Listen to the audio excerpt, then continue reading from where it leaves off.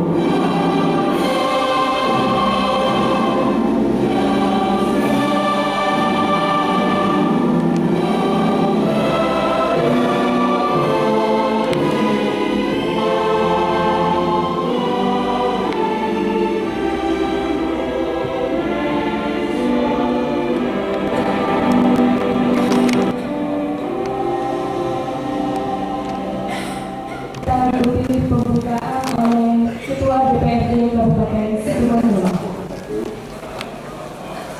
Yang terhormat Saudara Bupati, Wakil Bupati, Anggota Forkopimda, yang terhormat Saudara Ketua Umum DPD Kabupaten Situbondo, yang terhormat Saudara Istri Pimpinan, Ketua Persib, Ketua Bayangkari, Ketua Dharma Bukti Karimi, Ketua Adiaksa Dharma Karimi, Wanita Persatuan, Ketua Pengadilan Negeri Situbondo, Komandan Nodikatur, Komandan Majelis 5 Baluran, yang terhormat Saudara Sekretaris Daerah Kabupaten Situbondo, yang terhormat Saudara staf ahli, yang terhormat Saudara Asisten, Kepala PD, Kepala Bagian, Pimpinan BUMN, BUMD, serta para camat, yang terhormat Saudara Pimpinan dan anggota DPRD, undangan serta rekan-rekan media yang kami hormati.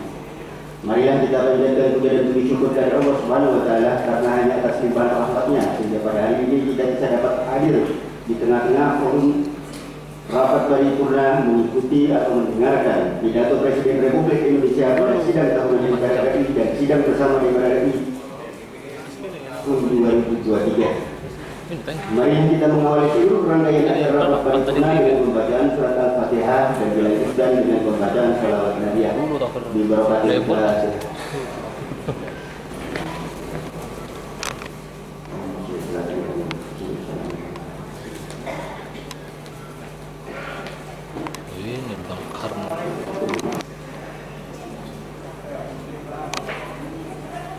Selanjutnya kami atas nama pimpinan Dewan tidak lupa mengucapkan terima kasih kepada Dewan dan hadirin yang kami hormati. Sebelum acara ini dimulai, saya mohon dengan hormat kepada seluruh peserta rapat untuk dapatnya menjaga ketertiban sehingga seluruh kegiatan rapat paripurna ini dapat berlangsung dengan aman, tertib dan lancar serta memperoleh hasil sebagaimana yang kita harapkan bersama.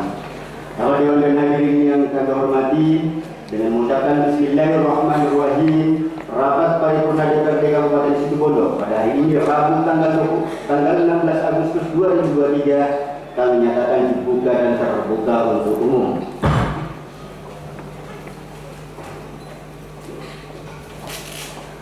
Bapak Dewan dan hadirin yang kami hormati, sebelum kita memasuki acara pokok, perlu kami sampaikan terlebih dahulu bahwa susunan acara pada rapat paripurna DPRD hari ini adalah sebagai berikut. 1. Pembukaan. Yang kedua, mengikuti atau mendengarkan secara langsung melalui televisi pidato Presiden Republik Indonesia pada sidang tahunan MPR RI dan sidang bersama DPR RI dan DPD RI tahun 2023. Yang ketiga, penutup. Demikianlah susunan acara rapat paripurna pada kesempatan ini. Kalau Dewan dan hadirin yang kami hormati, selanjutnya marilah kita ikuti bersama acara berikutnya. Kami persilakan kepada saudara pidato kenegaraan Presiden Republik Indonesia. Yang terhormat Bupati Situbondo, Wakil Bupati Situbondo, Pimpinan DPRD Kabupaten Situbondo dan Forkopimda berkenan menempati kursi sofa yang telah disediakan. para insan pers, media cetak dan elektronik dalam dan luar negeri, para undangan serta yang teristimewa seluruh rakyat Indonesia yang saat ini hadir 489 anggota dari 711 anggota MPR, DPR, DPD dan telah menandatangani daftar hadir. Dengan demikian, berdasarkan ketentuan pasal 66 ayat 5 Peraturan tentang Bismillahirrahmanirrahim, sidang MPR tahun 2023 dan sidang bersama DPR dan DPD tahun 2023 dengan agenda laporan kinerja lembaga-lembaga negara yang akan disampaikan oleh Presiden dan pidato kenegaraan Presiden dalam rangka memperingati hari sebagai insan yang beriman. Marilah kita senantiasa memanjatkan puji dan syukur kehadirat Allah Subhanahu wa Ta'ala, Tuhan yang Maha Kuasa. Karena atas limpahan rahmat dan karunia kita semua diberikan kekuatan dan kesehatan untuk serta melaksanakan pengabdian kepada masyarakat, bangsa, dan negara.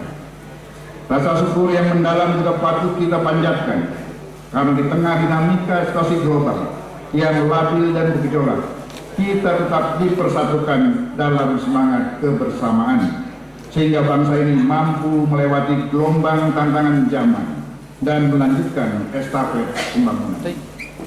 Kami selaku pimpinan dan anggota MPR, DPR, dan DPD menyampaikan terima kasih dan penghargaan yang setinggi-tingginya kepada Presiden Republik Indonesia Bapak Insinyur Haji Joko Widodo, Wakil Presiden Republik Indonesia Bapak Profesor Dr. Kiai Haji Maruf Amin, serta seluruh pimpinan lembaga sidang tahunan MPR dan sidang bersama DPR dan DPD. Momentum ini menjadi wujud dari semangat kita dalam bergotong royong, sekaligus arena silaturahmi bagi seluruh elemen bangsa. Sebelum saya lanjutkan, izinkan saya mengawali sidang ini dengan dua bait pantun. Terbang tinggi hinggap di pohon beringin. Terima kasih atas kehadiran tuan dan puan. Walaupun koalisi masih bisa berubah-ubah. Melalui sidang tahunan MPR ini, mari kita jaga persatuan dan kesatuan.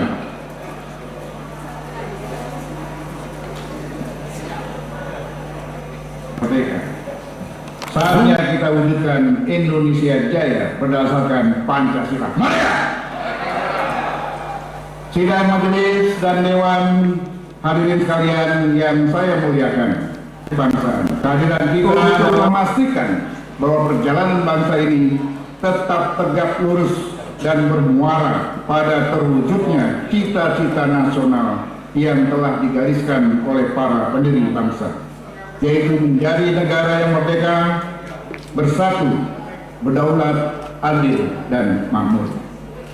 Kita terpatut mengaturkan penghormatan yang setinggi-tingginya kepada seluruh pendiri bangsa serta para pahlawan dan pendahulu bangsa, serta dengan sungguh-sungguh mempertahankan dan melaksanakan pembangunan di atas bumi Indonesia yang merdeka dengan membangun jiwanya, membangun badannya untuk menggapai Indonesia Raya.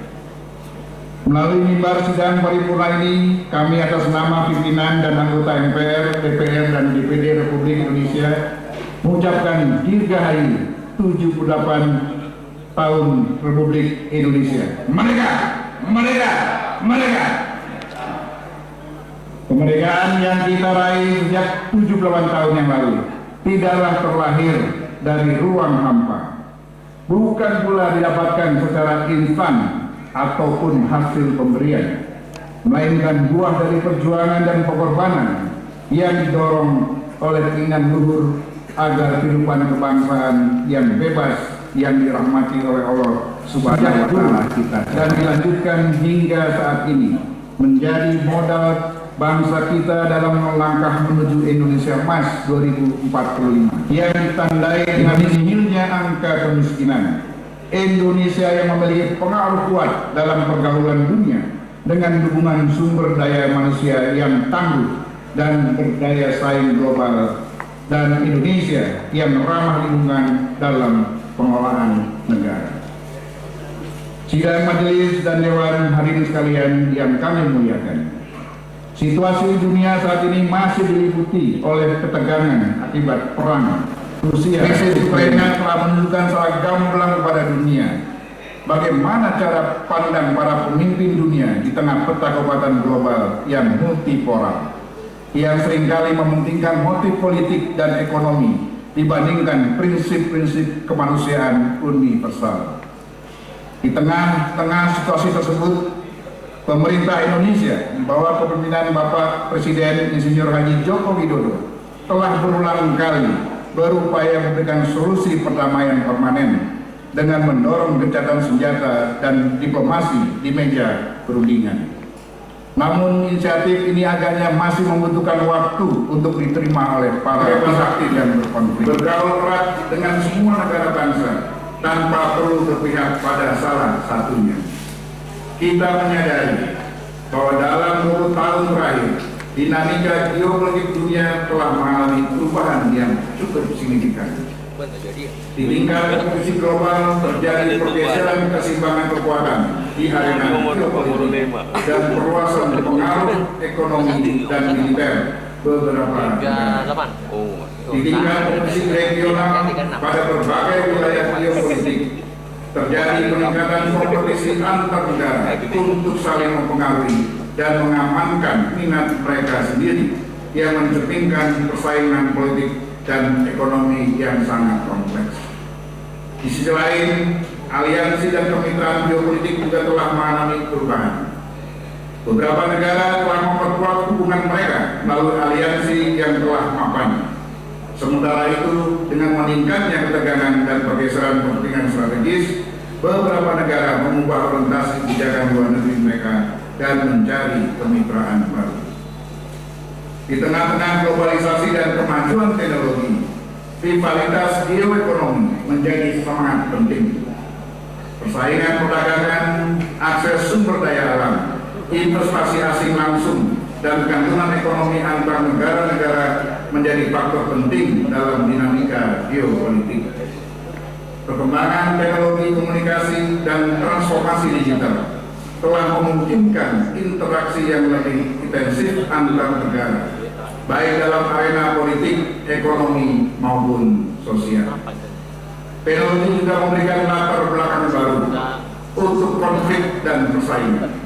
Perubahan dalam dinamika geopolitik ini juga disertai dengan lompatan teknologi yang sangat signifikan, antara lain teknologi komunikasi dan konvergensi, internet dan digitalisasi, kecerdasan buatan atau artificial intelligence, dan implementasi Internet of Things. Selain hal-hal di atas, dalam 20 tahun terakhir juga telah terjadi peningkatan yang signifikan kecanggihan teknologi keamanan dan teknologi militer, serta kemajuan perkembangan perang cyber atau cyber warfare yang memberikan keunggulan taktis dalam pertempuran. Untuk itu, selain urgensi proses transformasi pertahanan Indonesia yang bersifat konvensif, juga perlu diantisipasi berbagai dinamika geopolitik dan lompatan teknologi yang signifikan. Suka atau tidak suka, kita harus menata ulang kerangka kerja pertahanan Indonesia di dalam konstitusi kita dengan menata kembali haluan negara untuk memastikan Indonesia memiliki kerangka kerja konstitusional yang mampu menangkap kebutuhan zaman. Kita juga menyadari bahwa Indonesia saat ini tengah menghadapi ancaman keamanan non-tradisional seperti terorisme, perubahan iklim, dan perang cyber yang telah menjadi fokus utama dalam dinamika geopolitik. Komunitas internasional bekerjasama dalam menciptakan tenaga kerja dan mekanisme internasional untuk mengatasi ancaman ini secara efektif. Di dalam negeri saat ini kita masih dihadapkan pada persoalan resistensi kelompok kriminal bersenjata di Papua. Penyelesaian persoalan KKB ini harus dilakukan secara komprehensif, selain melalui tindakan yang tegas dan terukur dari aparat keamanan kita, TNI dan Polri, namun juga dengan mengedepankan pendekatan kebudayaan dan kesejahteraan. Dan yang tak kalah pentingnya, harus diambil suatu tindakan tegas dalam penyelewengan dana otonomi khusus atau otsus yang tidak tepat sasaran dan merugikan kepentingan rakyat Papua. Sidang majelis dan dewan hadirin sekalian yang kami muliakan, perlu disadari bersama, pembangunan nasional Indonesia saat ini masih bergantung kepada daya dukung sumber daya alam. Di awal kemerdekaan hingga tahun 90-an, sumber daya alam kita berupa minyak mentah, gas alam, dan batu bara serta hasil alam lainnya menjadi penopang utama daripada sumber devisa yang berkonsekuensi pada stabilitas moneter. Namun kekayaan alam yang luar biasa besar tersebut tak berdaya di tengah situasi global yang berubah dan melahirkan badai ekonomi besar di kawasan. Kami menyadari bahwa tidak dapat kita bergantung pada sumber daya alam mentah. Pemerintah telah bekerja keras dan meyakinkan seluruh stakeholder agar berpartisipasi aktif dalam proses hilirisasi dengan berinvestasi langsung di Indonesia untuk membangun dan mengembangkan kapasitas industri domestik sebagai penyerap sumber-sumber mineral. Sumber daya alam mentah yang ada harus dikelola sendiri oleh kita di dalam negeri, sehingga menghasilkan produk yang memiliki nilai jual lebih tinggi dan menguntungkan bagi pertumbuhan ekonomi dalam negeri. Hilirisasi industri adalah ikhtiar atau usaha untuk mewujudkan ekonomi nasional yang efisien dan berkeadilan, sebagaimana diamanatkan Pasal 33 Undang-Undang Dasar Negara Republik Indonesia tahun 1945. Diperlukan perubahan mindset pembangunan yang melekat di masing-masing stakeholder, baik kalangan pemerintah, pelaku bisnis maupun masyarakat, agar terjadi kolaborasi multi pihak untuk menata ulang pembangunan ekonomi yang dapat menghasilkan pertumbuhan yang berkualitas serta berkelanjutan. Hal itu dapat diwujudkan dengan mempromosikan model ekonomi yang berbasis sirkularitas, atau mengupayakan efisiensi sumber daya, serta upaya penempatan kembali residu yang dihasilkan dari industri untuk diolah kembali dan memberikan nilai tambah yang lebih besar serta berulang.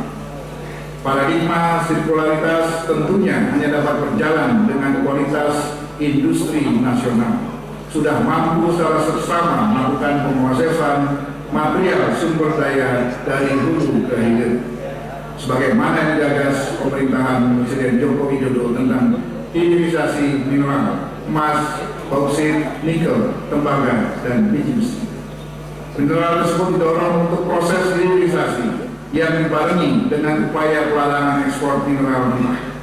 Kebijakan ini menunjukkan konsistensi pemerintah terhadap berbagai upaya untuk meningkatkan kualitas industri nasional kita. Indonesia adalah negara besar yang harus terus melangkah ke depan dan meningkatkan kemajuan dan kesejahteraan. Kita tidak boleh menjadi negara gagal dan mengalami kebangkrutan sebagaimana dialami beberapa negara yang saat ini menjadi pasien IMF.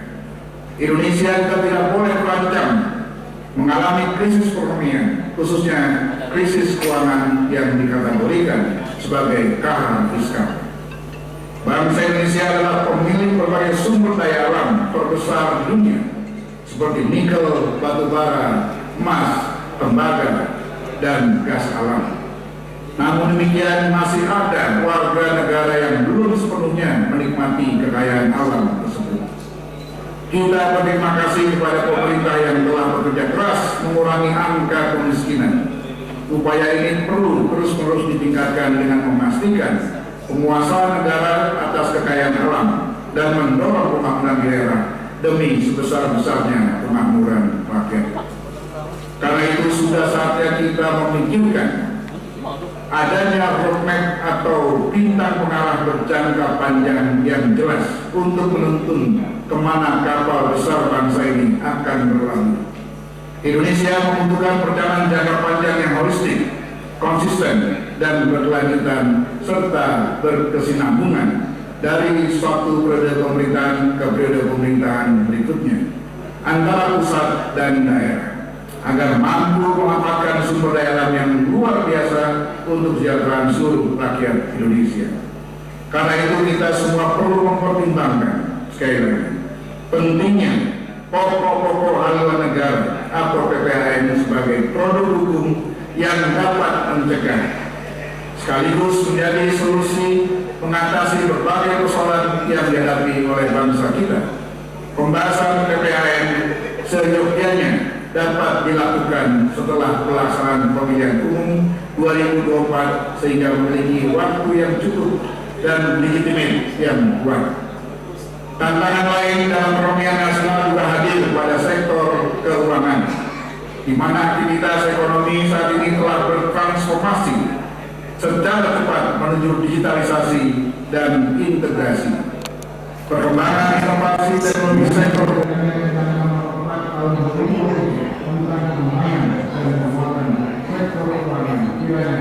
dapat menjadi landasan yang kuat untuk menguatkan jasa keuangan atau berbeda dalam menjaga untuk memilih menjadi presiden dan wakil presiden. Akan menyuarakan selesai demokrasi yang akan terpilih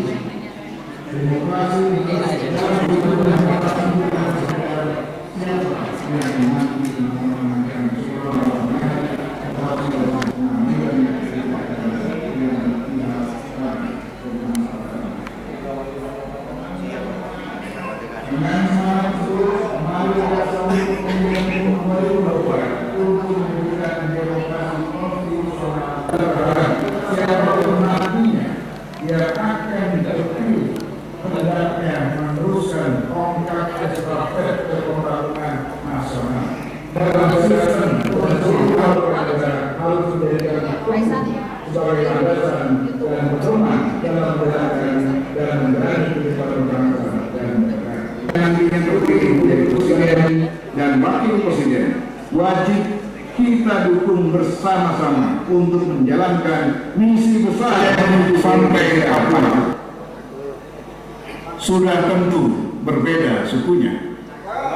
Para capres kita sudah tahu siapa, meski masih belum jelas siapa cawapresnya. Sidang majelis dan dewan hadirin sekalian yang kita muliakan, situasi dunia saat ini sedang bergeser, semakin besarnya kontribusi bangsa-bangsa Asia darurat negara yang menyebabkan pelaksanaan modern ini mendengarkan laporan kinerja lembaga-lembaga negara yang akan disampaikan oleh Presiden sekaligus juga pidato mendengar Presiden dalam rangka memperingati Hari Ulang Tahun ke-78 Republik Indonesia. Perlu kami sampaikan bahwa sesuai dengan kesepakatan setelah tahun lalu sidang bersama DPR dan DPD dipimpin oleh Ketua DPR, maka pada sidang bersama DPR dan DPD tahun ini akan dipimpin oleh Ketua DPD. Selanjutnya, izinkan kami mengakhiri pidato pengantar sidang tahunan MPR 2023 ini dengan dua bait pantun untuk menggugah kesadaran kolektif kita dalam berbangsa dan bernegara. Burung merpati berbeda warnanya, namun yang bertelur tetaplah betina. Pilihan koalisi bolehlah berbeda calonnya, tapi tujuan kita sama, menuju Indonesia Jaya. Air mengalir dari daratan, hidupnya pastilah di lautan. Apakah Ganjar, Prabowo, atau Anies yang dicalonkan, pembangunan harus terus dilanjutkan. Demikianlah pidato pengantar sidang tahunan MPR Republik Indonesia tahun 2023. Semoga Allah Subhanahu wa Ta'ala, Tuhan yang Maha Kuasa, senantiasa memberikan rahmat dan hidayahnya kepada kita semua. Amin ya rabbal alamin. Selanjutnya saya persilakan Ketua DPD Republik Indonesia Bapak Lanyala Mahmud Mataliti untuk memimpin sidang bersama DPR dan DPD. Sekian, wabillahi hidayah. Wassalamualaikum warahmatullahi wabarakatuh. Wakil daerah kami di PDRI masa bakti 2019-2024 selama 4 tahun ini 136 anggota DPD RI dari 34 provinsi telah mengunjungi hampir semua kabupaten kota di provinsi masing-masing.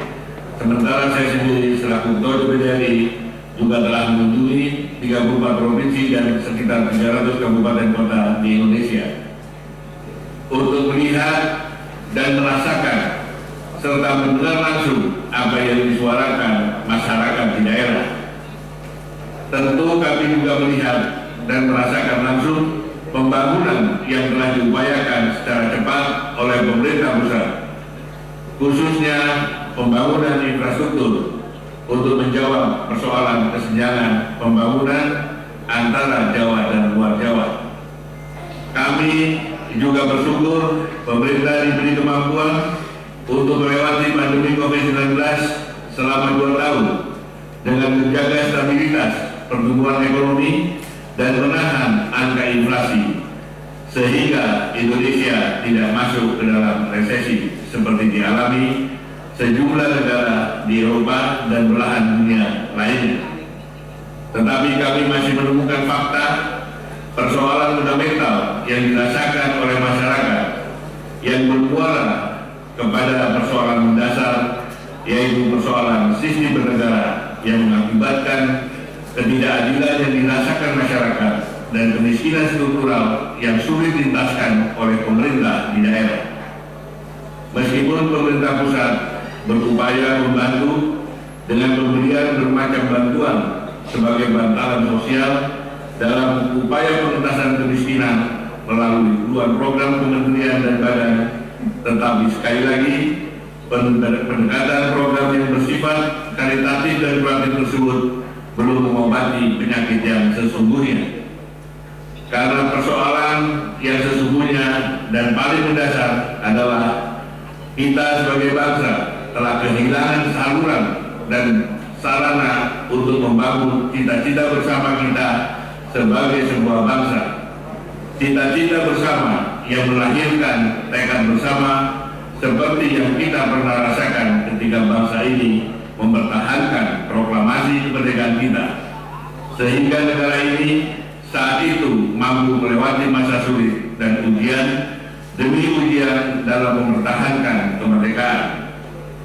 Tekad bersama memang hanya bisa dirajut melalui saluran dan sarana yang memberikan ruang kedaulatan kepada rakyat sebagai pemilik negara ini dalam sebuah ikatan yang mampu menyatukan, mampu memberikan rasa keadilan, dan mampu menjawab tantangan masa depan melalui jati diri bangsa ini. Para pendiri bangsa kita dengan menyadari berkat rahmat Allah yang Maha Kuasa melalui pikiran jernih dan niat luhur telah merumuskan asas dan sistem bernegara yang dilandasi oleh sebuah nilai yang digali dari bumi Nusantara ini, nilai yang sudah ada sebelum Indonesia merdeka, yaitu Pancasila. Sehingga asas dan sistem bernegara yang dirancang oleh para pendiri bangsa jelas dan terang benderang berdasarkan Pancasila, yakni sistem yang mendasarkan kepada spirit ketuhanan, sistem yang memanusiakan manusia, sistem yang merajut persatuan, sistem yang mengutamakan musyawarah perwakilan, dan sistem yang berorientasi kepada keadilan sosial. Inilah sistem yang sesuai dengan jati diri bangsa Indonesia, bangsa yang lahir dari sejarah panjang bumi Nusantara ini. Sayangnya, sistem tersebut belum pernah secara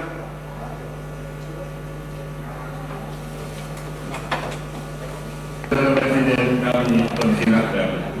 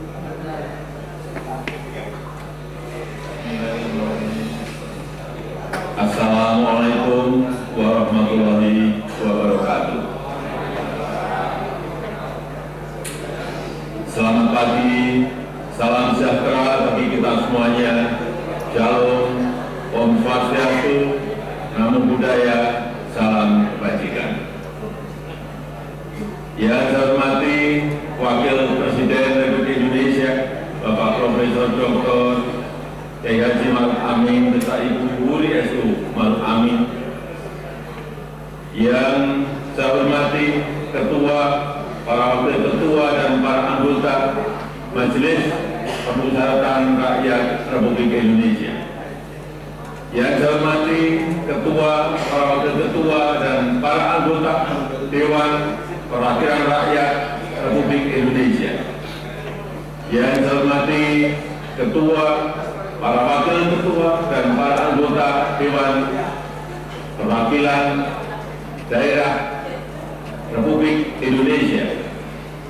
Yang saya hormati Ketua, para Wakil Ketua, dan para anggota lembaga-lembaga negara. Yang saya hormati Ibu Profesor Dr. Hajah Megawati Soekarno Putri, Presiden Republik Indonesia kelima.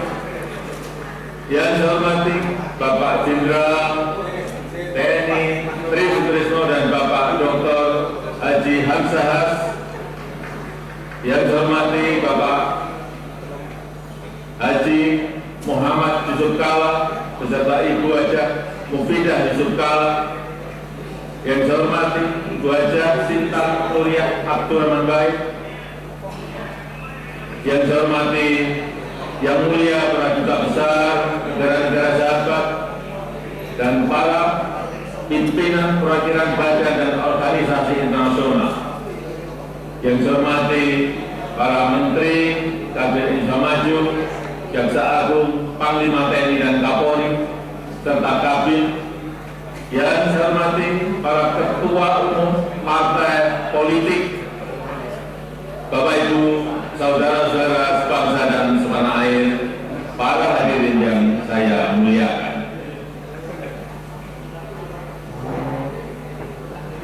Kita saat ini sudah memasuki tahun politik. Suasana sudah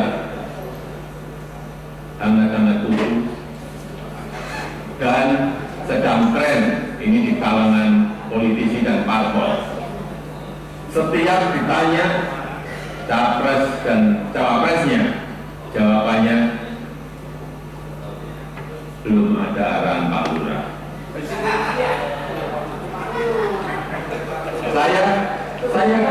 Saya sempat mikir siapa yang Pak Lurah. Sedikit-sedikit kok Pak Lurah. Bahkan saya tahu yang dimaksud Pak Lurah ternyata saya. Ya, saya jawab saja. Saya bukan lurah. Saya adalah Presiden Republik Indonesia.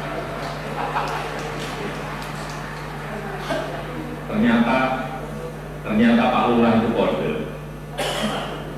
Tapi perlu saya tegaskan, saya ini bukan ketua umum parpol, bukan ketua umum partai politik, bukan juga ketua koalisi partai.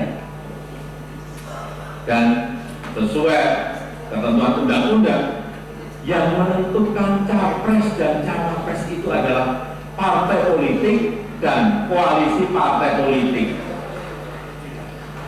Jadi saya ingin mengatakan itu bukan wewenang saya, bukan wewenang Pak Lurah, bukan wewenang Pak Lurah sekali. Walaupun saya paham ini sudah menjadi nasib seorang presiden untuk dijadikan paten-patenan dalam bahasa Jawa, dijadikan alibi, dijadikan tameng, bahkan walau kampanye belum mulai, foto saya banyak dipasang di mana-mana. Ya, saya ngomong apa adanya. Saya ke provinsi A, ada. Ke kota B, ada. Ke kabupaten C, ada juga. Sampai ke tikungan-tikungan desa saya lihat, ada juga. Tapi bukan foto saya sendirian. Ada di sebelahnya bareng capres. Ya, menurut saya juga nggak apa-apa, boleh-boleh saja. Bapak Ibu yang saya muliakan, posisi presiden itu tidak senyaman yang dipersepsikan. Ada tanggung jawab besar yang harus diemban, banyak permasalahan rakyat yang harus diselesaikan. Dan dengan adanya media sosial seperti sekarang ini, apapun bisa disampaikan pada presiden. Mulai dari masalah rakyat di pinggiran, sampai kemarahan, sampai ejekan, dan bahkan makian dan fitnah bisa dengan mudah disampaikan dengan media sosial. Saya tahu ada yang mengatakan saya ini bodoh, lunga-lungu, tidak tahu apa-apa, Fir'aun, tolol. Ya tidak apa-apa. Sebagai pribadi saya menerima saja. Tapi yang membuat saya sedih, budaya santun dan budaya dan budi pekerti luhur bangsa ini kok kelihatannya gila. Kebebasan dan demokrasi digunakan untuk melampiaskan kedengkian dan fitnah. Polusi di wilayah budaya ini, kali polusi di wilayah budaya ini sangat melukai keluhuran budi pekerti bangsa Indonesia yang besar. Memang tidak semua seperti itu. Saya melihat mayoritas masyarakat juga sangat kecewa dengan polusi budaya tersebut. Cacian dan makian yang ada justru membangunkan nurani kita semua, nurani bangsa untuk bersatu, menjaga moralitas ruang publik, bersatu menjaga mentalitas masyarakat, sehingga kita bisa tetap melangkah maju, menjalankan transformasi bangsa menuju Indonesia maju, menuju Indonesia emas 2045. Ini yang bolak-balik saya sampaikan di setiap kesempatan, bahwa Indonesia saat ini punya peluang besar untuk meraih Indonesia emas di 2045, meraih posisi jadi 5 besar kekuatan ekonomi dunia. Kita punya kesempatan, dan tidak hanya peluangnya saja, tetapi strategi meraihnya sudah ada, sudah dirumuskan. Tinggal apakah kita mau memfokuskan energi kita untuk bergerak maju, atau justru membuang energi kita untuk hal-hal yang tidak produktif, yang memecah belah, bahkan yang membuat kita melangkah mundur. Bapak Ibu saudara-saudara sebangsa dan setanah air, para hadirin yang saya muliakan, bonus demografi yang akan mencapai puncak di tahun 2030-an adalah peluang besar kita untuk meraih Indonesia emas 2045. 68% adalah penduduk usia produktif. Disinilah kunci peningkatan produktivitas nasional kita. Selanjutnya, peluang besar yang kedua adalah international trust yang dimiliki Indonesia saat ini, yang dibangun bukan sekedar melalui gimmick dan retorika semata, melainkan melalui sebuah peran dan bukti nyata keberanian Indonesia dalam bersikap.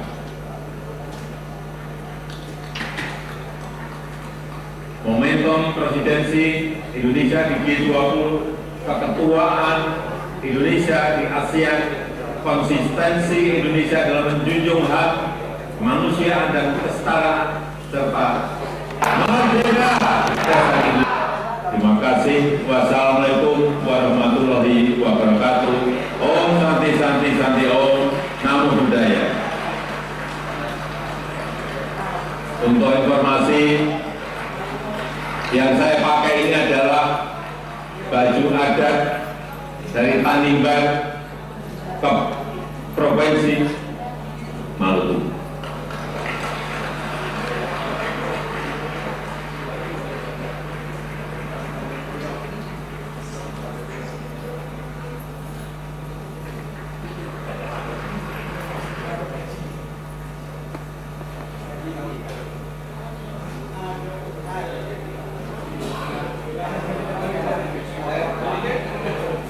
Terima kasih kepada Saudara Presiden yang telah menyampaikan laporan kinerja lembaga negara dan pidato kenegaraan dalam rangka hari ulang tahun Proklamasi Kemerdekaan Republik Indonesia yang ke-78.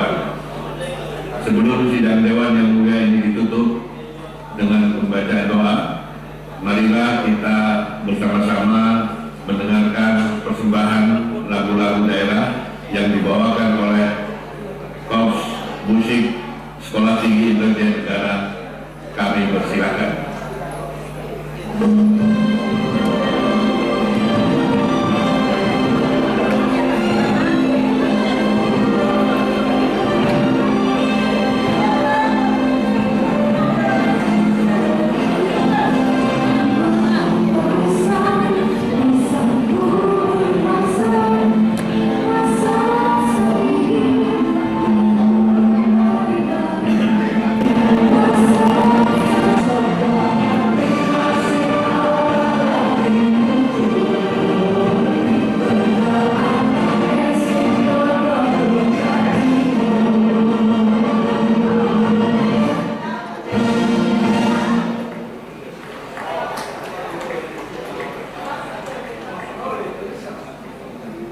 Terima kasih kepada Korps Musik Sekolah Tinggi Intelijen Negara.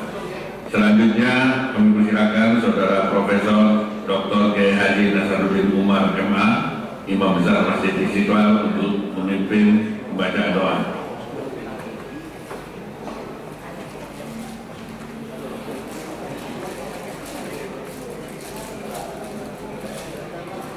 Bismillahirrahmanirrahim.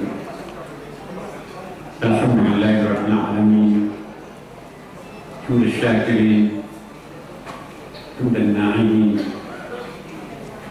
hamdan yuwafi ni'amahu wa yukafi'u mazidah. Ya Rabbana lakal hamd kama yanbaghi li jalali wajhikal karim wa 'azimi sultanik. Allahumma shalli wa sallim alaihi. Ya Allah, Ya Rahman, Ya Rahim.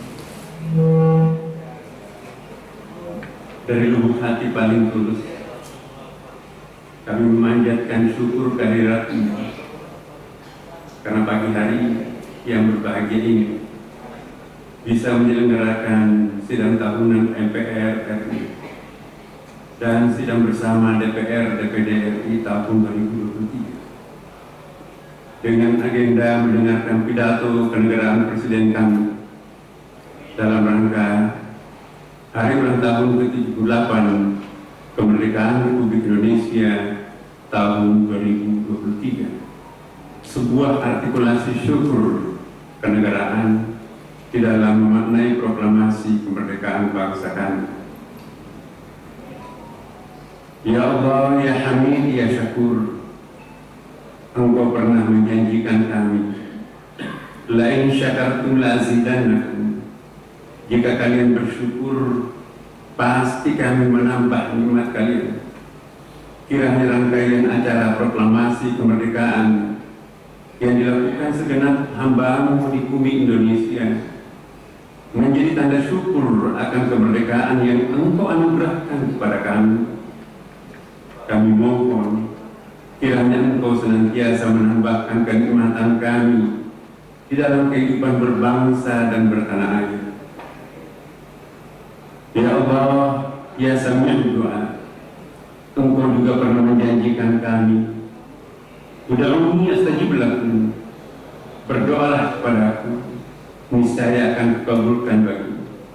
Kami mohon kepada-Mu, berikan kekuatan kepada kami semua untuk mengemban warisan amanah dan cita-cita-Mu para pendiri bangsa kami.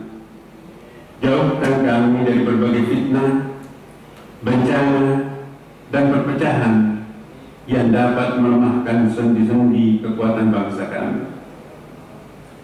Ya Allah, Ya Nasir, Ya Wahhab, masih panjang jalan yang harus kami tempuh, masih besar tantangan yang kami harus hadapi, masih banyak tanggung jawab yang harus kami emban, dan masih beragam hambatan yang harus kami lalui. Namun Engkau selalu menghibur kami dengan janji, wa may yattaqillaha yaj'al lahu makhraja. Barang siapa yang bertakwa kepada Allah, niscaya Dia akan memberikan jalan keluar baginya. Anugerahkanlah ketakwaan kepada kami, agar kami dapat merasakan keajaiban-keajaiban itu. Ya Allah, Ya Halim, Ya Sabur, perkenankanlah kami memilih jalan kesabaran di dalam menghadapi berbagai cobaan dan tantangan, karena Engkau pernah mengingatkan kami, wala in sabartum lawa khairul lisabirin. Jika kalian bersabar, sesungguhnya itulah yang lebih baik bagi orang-orang yang bersabar. Ya Allah, Ya Afu, Ya Ghafur, perkenankanlah kami untuk selalu mengenang dan mendoakan para leluhur, para pahlawan semua bangsa yang gugur untuk merebut dan mempertahankan kemerdekaan bangsa kami. Semoga mereka semua yang Engkau maksud di dalam firman-Mu, wala tahsabanna alladziina qutilu fi sabilillahi amwata bal ahya'un 'inda rabbihim yurzaqun. Janganlah kalian mengira orang-orang yang gugur di jalan Allah itu mati. Sesungguhnya mereka itu hidup di sisi Tuhannya dengan mendapat rezeki. Ya Allah, Ya Qawi, Ya Matin, tidak lama lagi bangsa kami menyelenggarakan pesta demokrasi. Memilih pemimpin terbaik untuk bangsa kami. Kami mohon kiranya Engkau menuntun kami dan memilihkan pemimpin yang terbaik bagi bangsa kami, sebagaimana yang Engkau idealkan. Inna khairan man ista'jarta al-qawiyul amin. Sesungguhnya orang yang paling baik untuk dipromosi ialah orang-orang yang kuat dan terpercaya. Kami juga memohon kiranya Engkau menancapkan ke dalam alam bawah sadar segenap warga bangsa kami firman, wa'tasimu bihablillahi jami'a wa la tafarraqu wadhkuru ni'matallahi 'alaikum, dan berpegang teguh kalian kepada tali Allah dan janganlah kalian bercerai-berai, dan ingatlah akan nikmat Allah kepadamu. Jauhkanlah bangsa kami dari kesia-siaan, seperti itu Engkau peringatkan, wala takunu kalladziina qadat ghazalaha min ba'di quwwatin ankatha, dan janganlah kalian seperti seseorang yang menguraikan benangnya yang sudah dipintal dengan kuat lalu menjadi cerai-berai kembali. Ya Allah, Ya Karim, Ya Hafid, kami sangat mendambakan darimu agar bangsa kami mampu menjadi contoh bagatun thayyibatun wa rabbun ghafur, negeri indah penuh berkah, negeri kemahribah lujinawi tatatatun kertarahat. Allahumma ya muhammil al-ahwal hawwil halana ila ahsanil ahwal, Rabbana taqabbal minna innaka antas samiul alim wa tub alaina innaka antat tawwabur rahim. Rabbana atina fid dunya hasanah wa fil akhirati hasanah wa qina adzabannar walhamdulillahi rabbil alamin.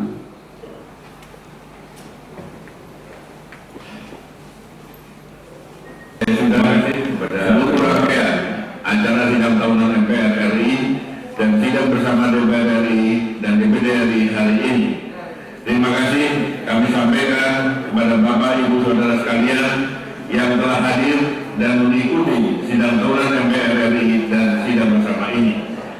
Sekali lagi, marilah kita kembali kepada jati diri kita sebagai bangsa Indonesia, kembali kepada Pancasila untuk Indonesia yang lebih baik. Dirgahayu Republik Indonesia yang ke-78. Merdeka! Dengan mengucapkan Alhamdulillahirrahmanirrahim, sidang tahunan DPR RI, sidang bersama DPR RI dan DPD RI kami tutup. Wassalamualaikum warahmatullahi wabarakatuh. Om Santi Om Namo Buddhaya, salam kebajikan. Hadirin di bangsa Indonesia Raya.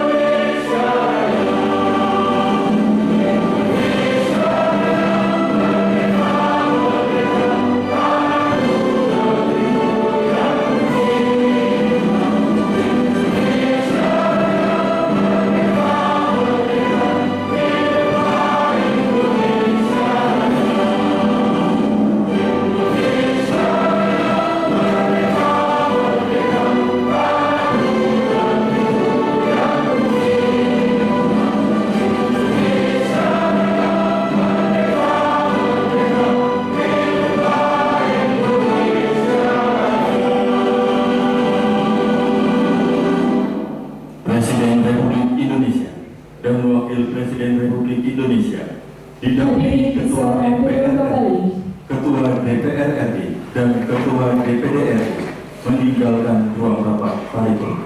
Bapak Ibu yang kami hormati, selanjutnya yang terhormat Bupati Situbondo, Wakil Bupati Situbondo, pimpinan DPRD Kabupaten Situbondo, dan Forkopimda berkenan kembali ke kursi pimpinan guna mengikuti penutupan rapat paripurna oleh Ketua DPRD Kabupaten Situbondo.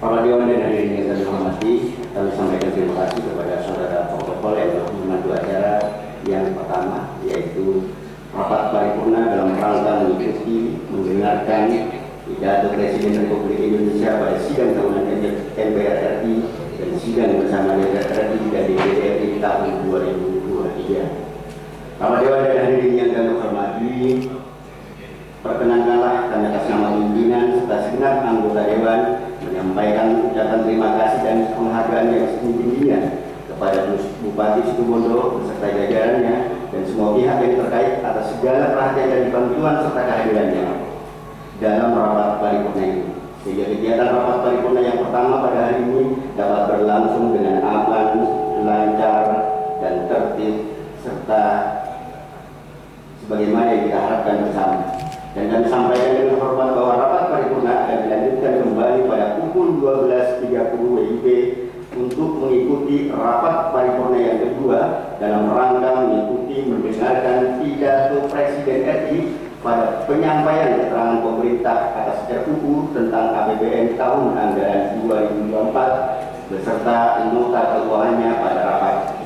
Sebelum rapat paripurna pertama kami tutup, kami umumkan kembali agar hadirin sekalian untuk tidak pulang atau meninggalkan kantor DPRD Kabupaten Situbondo karena rapat paripurna akan kembali dilanjutkan pada pukul 12.30 WIB. Akhirnya dengan mengucapkan alhamdulillahirobbilalamin, rapat paripurna pertama hari ini kami nyatakan ditutup. Assalamualaikum warahmatullahi wabarakatuh. Bapak Ibu yang kami hormati, selanjutnya kami persilakan Bapak Bupati, Wakil Bupati, pimpinan DPRD dan Forkopimda beserta istri untuk beramah-tamah di ruang fraksi lantai 1. Untuk anggota DPRD